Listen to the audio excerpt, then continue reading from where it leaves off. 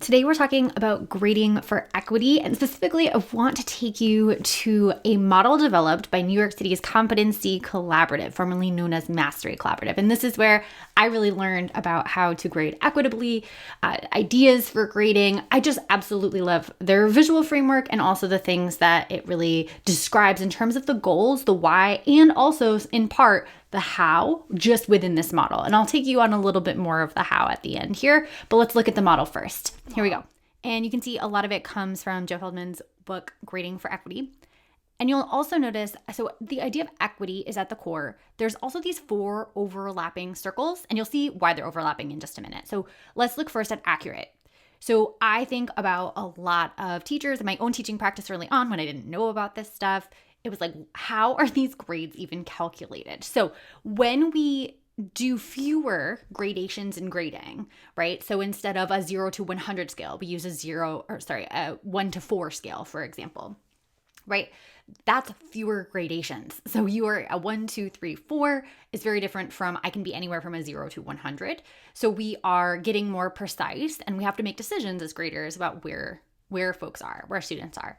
Doing away with a 0 to 100 scale and just the idea of a 0 anyways, if a student completes something, right, or they are so confused that they're not there yet, we do away with that concept of 0, and we instead say, hey, you're approaching the standard. You're at a 1 out of 4, or whatever the category is.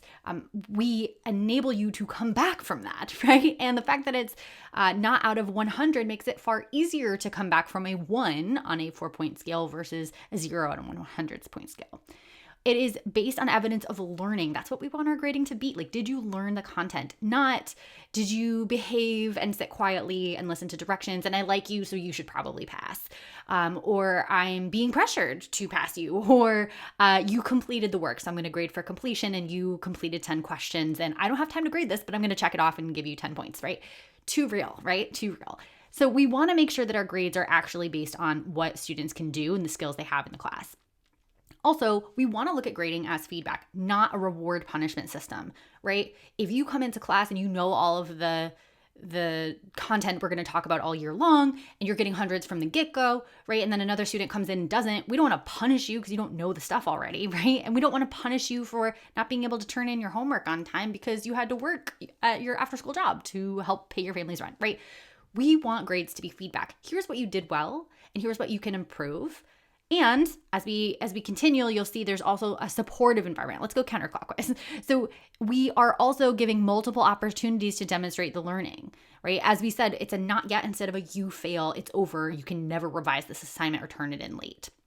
This is not to say that we say, oh, you can have endless opportunities and you're just never turning anything in, right? We're really encouraging students to say, I have chances, I will get feedback, I will get better. And that's exciting to me, right? That's intrinsically motivating to get better. So I'm going to use that opportunity, maybe a Friday workshop day, right? Where we revise and resubmit. So those structures are kind of built in for support.